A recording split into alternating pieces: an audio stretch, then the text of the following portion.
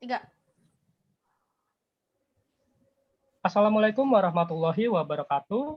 Pada kesempatan kali ini kami akan memaparkan proyek yang telah kami buat, yaitu rancangan manajemen proyek aplikasi sistem informasi perpustakaan di SMK Bina Karya Mandiri. Adapun kelompok kami yaitu saya sendiri Bima Rasta Nugraha, kemudian ada Miftahul Jannah, lalu ada Mutiara Rahma, dan yang terakhir ada Aditya Yusuf. Dalam beberapa waktu ke depan, kami akan menjelaskan kepada para audiens mengenai proyek aplikasi sistem informasi perpustakaan. Oke, untuk penjelasan pertama akan disampaikan oleh rekan saya Miftahul Jannah. Baik, pada slide pertama saya akan menjelaskan pembuatan perangkat lunak yang dibuat oleh seorang programmer atau bisa disebut dengan IT. Nah, peran IT sendiri dalam pembuatan perangkat lunak itu berdasarkan fungsi peranan IT dalam pembuatan suatu perangkat lunak agar mempermudah dalam mengakses informasi yang dimiliki oleh seorang pengguna terhadap website yang telah dibuat, serta menjadikan sebuah program yang awalnya manual menjadi terkomputerisasi. Nah, terus fungsi dari IT sendiri dalam proses pembuatan perangkat lunak di dalam suatu pembuatan website agar mempermudah sarana untuk menginput, mendapatkan dan juga menyebarluaskan informasi terkait barang, benda, atau lain sebagainya yang berada pada website yang telah dibuat. Nah, di slide selanjutnya akan membahas mengenai kelayakan proyek atau kelayakan yang terdapat pada suatu aplikasi perangkat lunak yang telah dibuat. Yang pertama itu mengenai kelayakan teknis yang mencakup ketersediaan sumber daya manusianya dalam mengoperasikan serta dalam pemeliharaan sistem yang sudah ada. Lalu yang kedua itu sistem dapat dikonversikan sesuai dengan perkembangan teknologi yang baru. Jadi sebisa mungkin seorang programmer ini dalam pembuatan sistem dia harus mengikuti perkembangan zaman. Jangan sampai teknologi yang dibuat itu ketinggalan zaman atau berada pada teknologi lama. Nah, yang ketiga ada sistem rancangan agar mudah digunakan oleh user. Seorang programmer dalam membuat perangkat lunak harus merancangnya itu sedinamis mungkin agar semua penggunanya dapat berinteraksi dan menggunakan perangkat lunak yang dibuat dengan mudah. Yang keempat itu ada jika jaringan akses internet mati atau mempersulit kegiatan pekerjaan. Nah, jadi kalau misalkan internet atau koneksi yang terdapat pada suatu perusahaan ataupun sekolah tidak memadai, artinya website yang telah dibuat oleh IT itu tidak dapat berjalan dengan baik. Yang kelima ada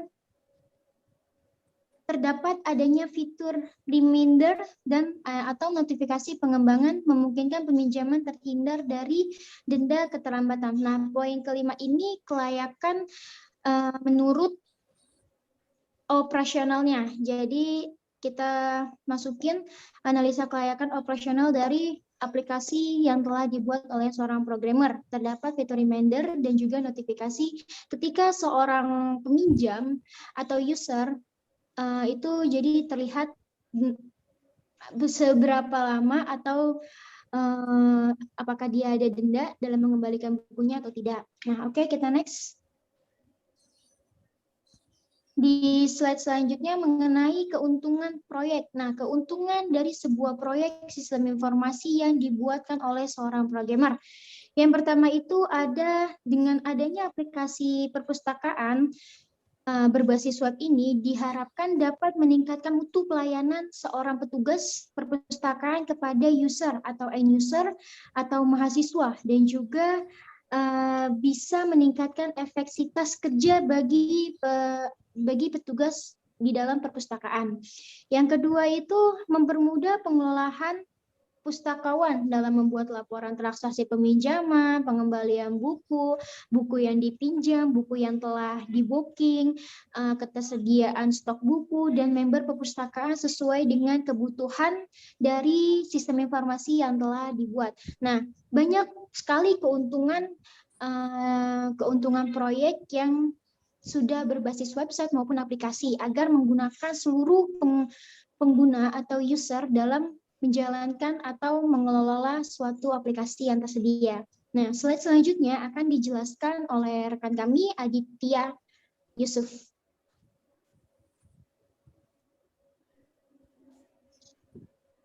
Oke, kali ini saya akan menjelaskan slide selanjutnya, yaitu yang pertama adalah daftar kegiatan.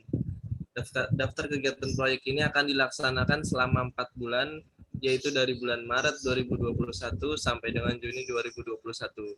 Di sini ada tabel yang sudah dibikin dan ada daftar kegiatannya. Yang pertama itu mulai proyek, yang kedua itu perencanaan, yang ketiga pelaksanaan. Dalam pelaksanaan itu ada yang pertama ada analisa, terus yang kedua itu dalam pelaksanaan ada desain database dan antarmuka, dan yang ketiga dalam pelaksanaan itu pemrograman, dan yang keempat dalam pelaksanaan itu testing. Nah, lalu kegiatan yang keempat yaitu implementasi, dan yang kelima penutupan proyek. Slide selanjutnya.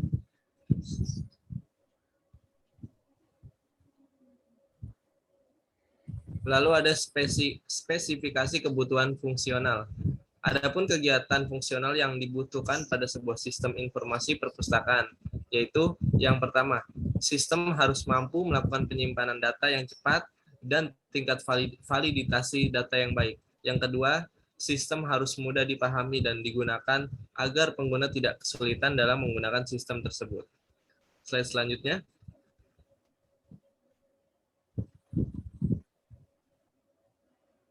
Lalu ada spesifikasi kebutuhan non-fungsional.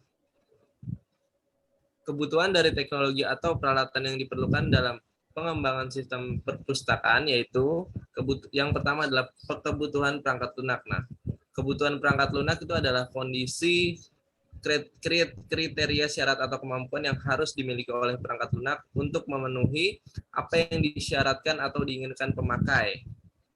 Lalu ada kebutuhan perangkat keras, dan jenis-jenisnya ada seperti komputer, memori RAM atau ruang tanda keras atau monitor dan lain-lainnya.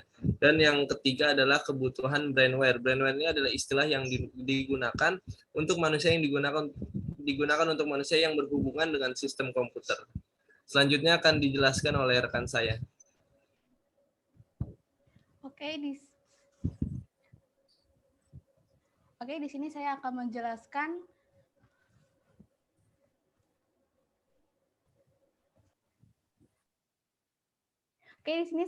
menjelaskan tentang project charter. Dengan adanya project charter dapat mengurangi risiko gagalnya suatu proyek karena tidak adanya otoritas yang jelas bagi project manager, tujuan proyek maupun kriteria khusus yang tidak jelas. Nah, berikut ini adalah gambaran dari project charter yang telah kami buat, yaitu dengan nama proyeknya itu Rancangan Manajemen Proyek Aplikasi Sistem Informasi Perpustakaan. Dan situ ada project objektif, yaitu tujuan proyek. Jadi kita di sini menjelaskan apa tujuan dari proyek yang telah kita buat. Yang di sini ada expected start date, yaitu tanggal mulai proyek, dan untuk expected end date itu adalah selesai proyeknya. Kita mulai proyek di tanggal 16 Maret 2021, selesainya 5 Juni 2021. Dan untuk estimated cost-nya itu adalah estimasi biaya. Jadi berapa perkiraan anggarannya? Kita di sini perkiraan anggarannya itu 42.760.000. Selanjutnya ini ada key deliverables. Nah, key deliverables ini yaitu hasil proyeknya, apa hasil utama dari proyeknya ini. Nah, di sini kita hasilnya itu dapat melakukan registrasi anggota dengan cara online. Jadi, mempermudah untuk anggota dalam meminjam, pengembalian buku maupun melihat untuk stok-stok buku. Nah, di sini ada project scope, yaitu ada ruang lingkup. Nah, di sini kita menjelaskan untuk ruang lingkupnya, yaitu pertama ada aplikasi sistem informasi perpustakaan berbasis web dapat diakses oleh semua orang. Yang kedua ada aplikasi yang dikembangkan, yaitu registrasi anggota, data buku, peminjaman maupun pengembalian, serta laporan transaksinya. Selanjutnya ini ada sukses kriteria, yaitu kriteria khusus. Jadi daftar kriteria yang diperlukan agar proyek dapat menjadi proyek yang sukses dan sesuai keinginan stakeholder. Nah, di sini ada risk dan issues atau yaitu resiko dan masalah. Jadi, sini resikonya yang sudah kita tulis yaitu resikonya itu dapat didapatkan dalam melakukan sebuah proyek, yaitu dari segi biayanya, waktu, dan berupa ruang lingkup pekerjaan yang kurang detail dan kurang terorganisir. Jadi misalkan ruang lingkupnya waktunya kita selesainya 5 Juni, tapi ternyata tidak melebihi dari 5 Juni. Itu resiko yang didapatkan. Setelahnya yaitu ada assumption, yaitu asumsi yang dibuat untuk proyek. Selanjutnya ini ada constraint or dependencies, yaitu kendala. Nah, di sini ada kendala apapun yang mempengaruhi proyek. Nah, di sini kita kendalanya ini yaitu nanti kita ditakutkan yaitu pada stakeholder saat minta perubahan. Misalkan form untuk peminjaman udah kita buat, tetapi stakeholder atau pengguna pihak kepala sekolah minta, saya meminta ganti, padahal sudah ada project charternya yang kita sudah buat, sudah kita tentukan, tapi minta perubahan. Selanjutnya itu ada kurang pemahaman pada siswa terhadap sistem perpustakaan. Jadi misalkan kita sudah membuat sistem yang mudah, tetapi mahasiswa yang kurang pemahaman terhadap sistem. Selanjutnya ini ada appointment, di sini maaf ada stakeholder, yaitu pemangku kepentingan. Nah, di sini pemangku kepentingan itu ada tim proyek, terus ada pihak sekolah dan pengguna. Nah, pengguna ini adalah pengguna terakhir. Untuk tim proyek itu ada project manager, ada quality assurance, interface designer, programmer, sistem analis, database designer, help desk, dan teknisi komputer. Untuk project manager maupun quality assurance itu dengan nama yaitu Bima Rasa Nugraha. Untuk interface designer maupun programmer itu ada Miftahul Jannah. Nah, untuk sistem analis dan database designer ada Mutiara Rahma, saya sendiri, dan untuk help desk dan teknisi komputer yaitu Aditya Yusuf.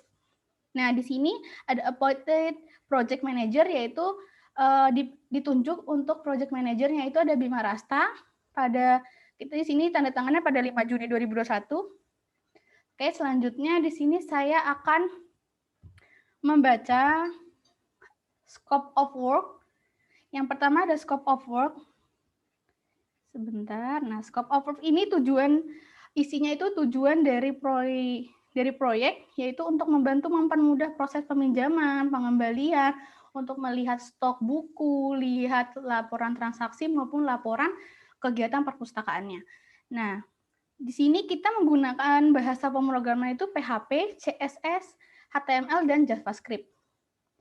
Untuk location of work-nya ini, kita tadi sudah disebutkan oleh project manager, yaitu kita lokasinya ada di SMK Bina Karya Mandiri. Untuk period of performance-nya, yaitu SMK Bina Karya Mandiri itu sudah akan membiayai proyek ini sebesar 42.760.000. Nah, untuk pekerjanya yaitu project manager sekitar kurang lebih 40 jam per minggu selama 4 bulan. Untuk staf lainnya seperti quality, sistem analis, programmer, dan yang lain, itu sekitar kurang lebih 40 jam per minggu juga untuk selama 4 bulan. Jadi setelah kita kerjakan, nanti kita akan launching dan kita akan berikan sistem aplikasi perpustakaannya kepada SMK Bina Karya Mandiri. Untuk deliver schedule-nya ini, kita melakukan untuk project manager itu melakukan wawancara kepada stakeholder, yaitu stakeholder kepada pihak sekolah, yaitu ke kepala sekolah dan pihak-pihak lainnya untuk pihak sekolah, dan terus kita mendapatkan sebuah informasi tentang proyek, jadi tentang sistem yang sudah digunakan, kekurangannya apa, keinginannya apa. Selanjutnya itu ada menentukan software dan hardware-nya, jadi kita tentuin apakah software dan hardware dari pihak SMK Bina Karya Mandiri cukup untuk digunakan sistem yang terbaru. Yang ketiga ada membuat sebuah tampilan antarmuka yang sesuai dengan kebutuhan. Jadi kita sudah membuat interface-nya sesuai keinginan stakeholder dan tim proyek. Yang selanjutnya ada melakukan pengujian pada website. Jadi kita menguji sebelum sesudah kita buat websitenya kita uji dulu apakah ada error atau tidak. Selanjutnya yaitu ada melakukan analisis resiko yang akan terjadi jika melakukan segala aktivitas beserta solusi apa yang dilakukan. Jadi setelah kita uji, kita lihat oh resikonya seperti ini, solusi apa yang harus kita ambil. Oke, selanjutnya ini ada applicable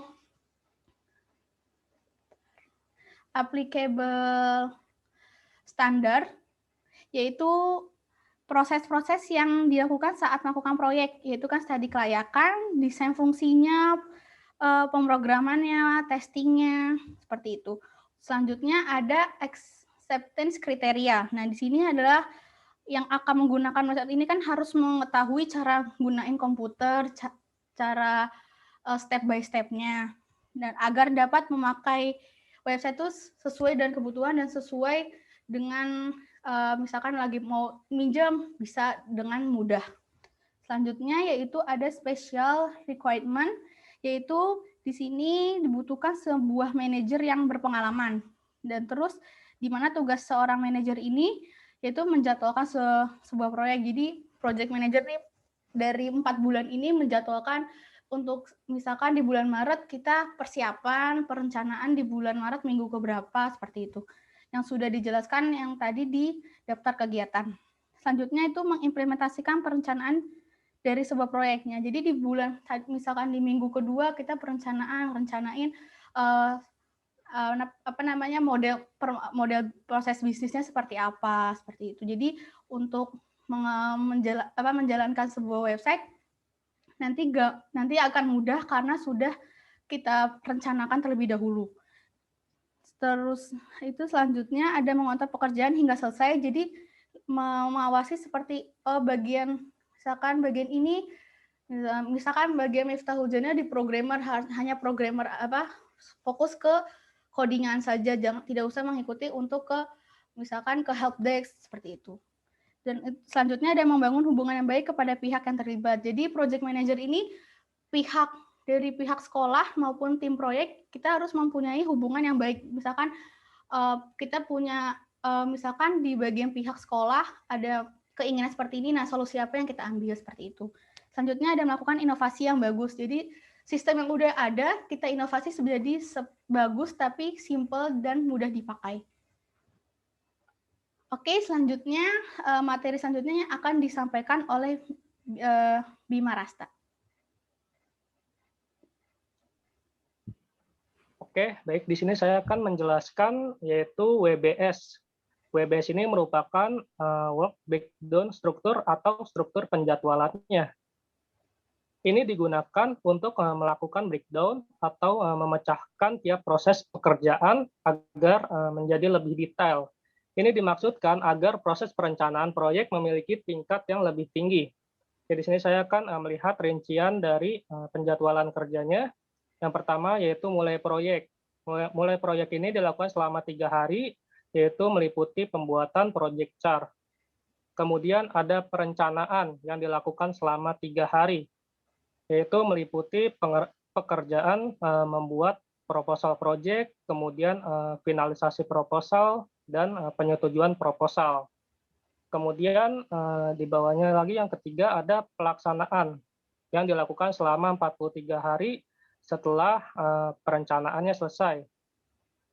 Kegiatan pelaksanaan ini terbagi menjadi beberapa kegiatan, yaitu pertama ada analisa sistem yang dilakukan selama 20 hari, yaitu meliputi kegiatan survei dan interview, kemudian ada kegiatan pengumpulan data, kemudian ada analisa sistem berjalan, kemudian ada pemodelan proses, kemudian ada review hasil analisis, kemudian ada perbaikan analisis, review hasil perbaikan, dan hasil analisa sistem. Kemudian yang kedua ini ada desain database sistem yang dilakukan selama 5 hari setelah analisa sistem. Yang pertama kegiatannya yaitu perancangan database, kemudian ada pengujian struktur database, kemudian ada perbaikan rancangan data, kemudian ada struktur database ditetapkan. Kemudian ada desain antarmuka sistem yang dilakukan selama 5 hari, dilakukan setelah analisa sistem juga. Yaitu kegiatannya meliputi pengembangan antarmuka, kemudian ada review rancangan antarmuka, kemudian ada perbaikan rancangan antarmuka, dan yang terakhir ada desain antarmuka sistem. Kemudian selanjutnya ada coding dan testing yang dilakukan selama 17 hari setelah desain antarmuka sistem. Kegiatan coding dan testing ini yaitu pertama melakukan pengkodingan, kemudian ada pengetesan coding, dan yang terakhir ada penyelesaian program. Kemudian yang selanjutnya ada implementasi. Implementasi ini dilakukan selama 8 hari setelah pengkodingan selesai. Yaitu kegiatannya meliputi instalasi software, kemudian ada instalasi sistem ke server, kemudian ada setting sistem, kemudian ada sistem terimplementasinya. Kemudian ada yang terakhir ada penutupan proyek yang dilakukan selama 10 hari setelah implementasi sistem. Penutupan proyek ini kegiatannya yaitu pertama penyusunan laporan akhir, kemudian penyusunan dokumen proyek, kemudian penutupan stakeholder, kemudian ada pembagian proyek, dan yang terakhir proyek selesai. Oke, yang selanjutnya yaitu ada estimasi biaya proyek. Estimasi biaya proyek ini mencakup seluruh total biaya dalam pembuatan aplikasi perpustakaan di SMK Bina Karya Mandiri ini. Yaitu yang pertama untuk mulai proyek, yaitu total biayanya sebesar 2.160.000, kemudian ada perencanaan dengan total biaya 2.160.000, kemudian ada pelaksanaan dengan total biaya 28.680.000, kemudian ada implementasi yaitu dengan total biaya 2.560.000, kemudian yang terakhir penutupan proyek dengan total biaya 7.200.000, sehingga didapatkan total hasil keseluruhannya yaitu 42.760.000.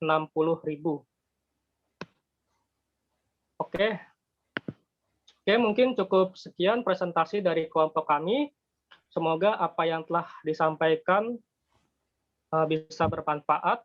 Dan bila ada salah-salah kata dari kelompok kami, mohon dimaafkan. Saya akhiri. Wassalamualaikum warahmatullahi wabarakatuh.